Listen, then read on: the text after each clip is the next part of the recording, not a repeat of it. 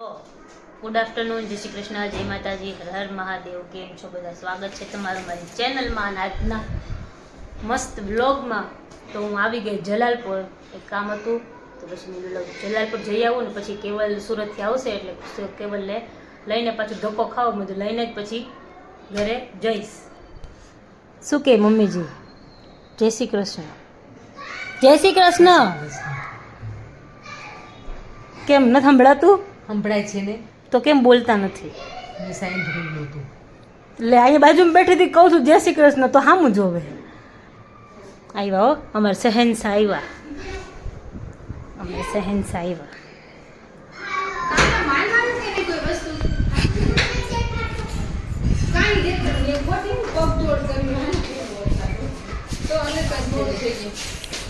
દેવ લાગ્યું મોઢામાં તને? આ મિસ્ટો અહીંયા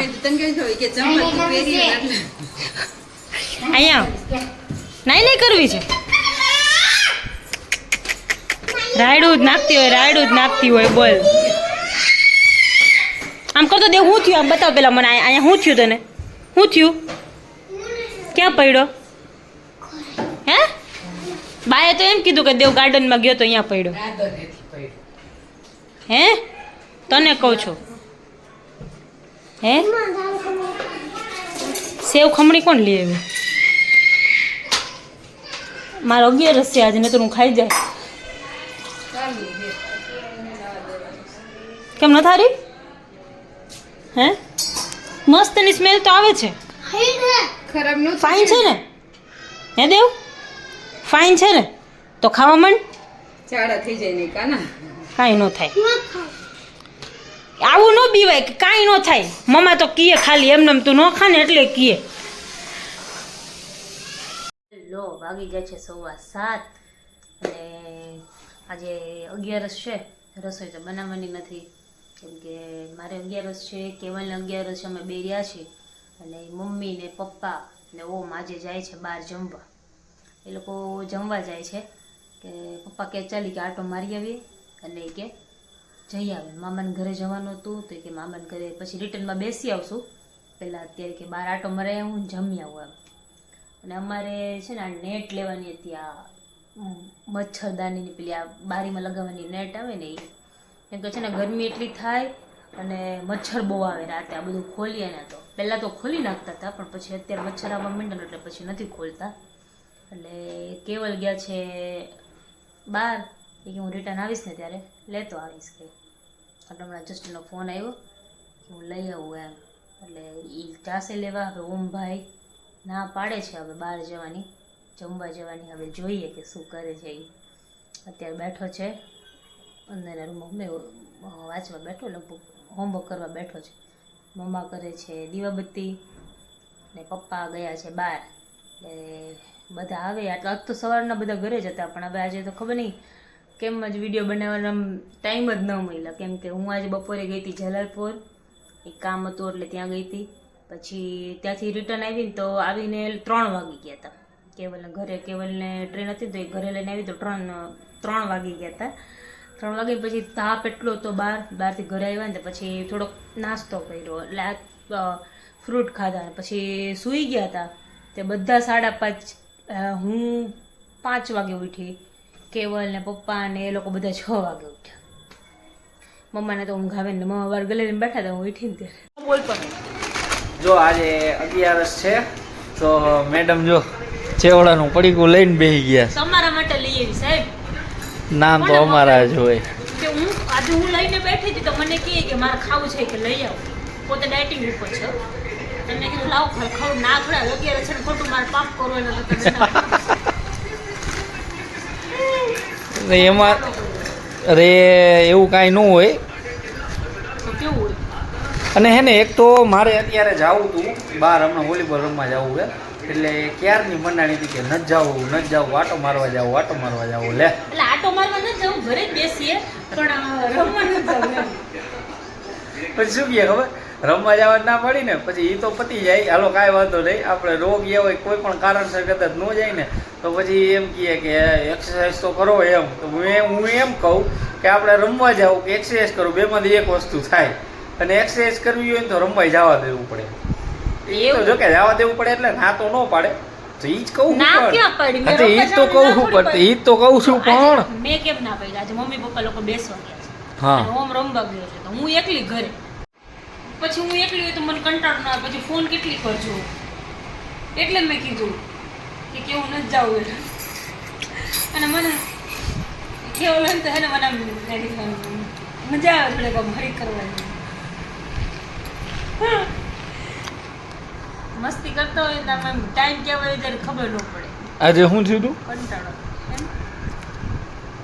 મસ્તીમાં તમે હાચે કે આવી હા આજ બપોરે અમે લોકો સૂતા હતા તો બપોરે અંદર સુવા ગયા ને તો પોતે મારવાનું ચાલુ કર્યું પહેલા અને પછી પોતે એ મજાકમાં એટલે મસ્તીમાં જ તે મસ્તીમાં જ મારતા હતા. પછી મસ્તીમાંથી છે ને પછી હાચે આવી જાય.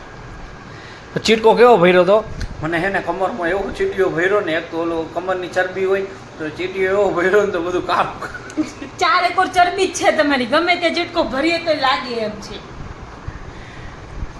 સારું ક્યાં ભરવાનો તો ચીટકો?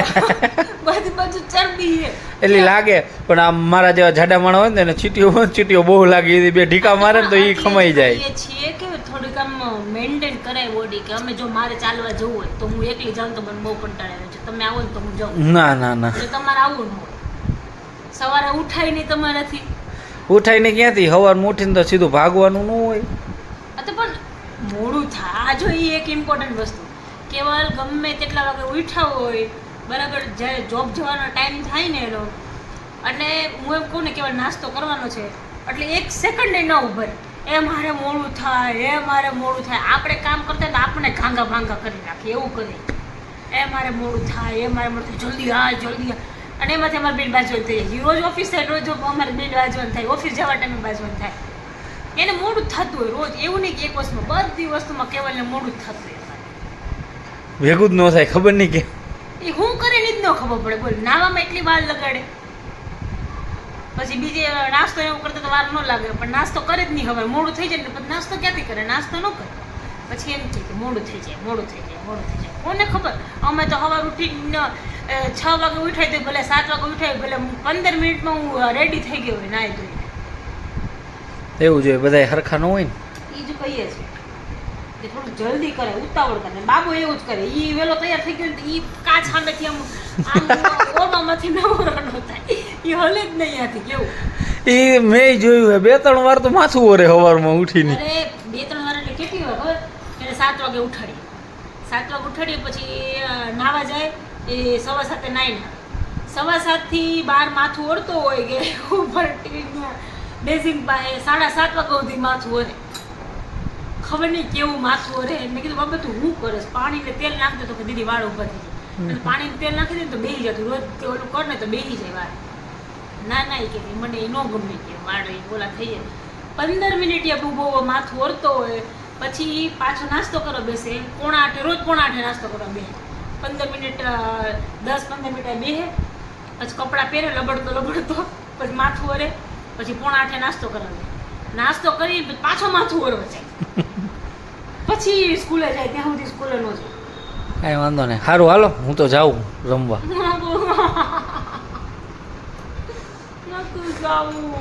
જાવું છે.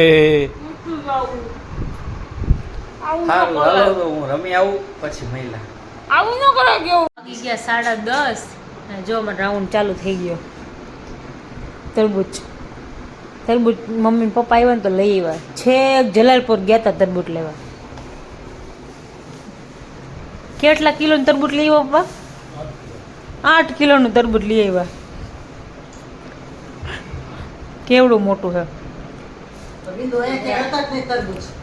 અહીંયા જલાલપુર હોય ઓલા મંદિરની સામે ધમધમિયા પુલેથી લઈ આવ્યા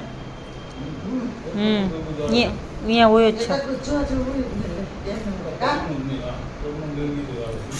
મસ્ત હોય.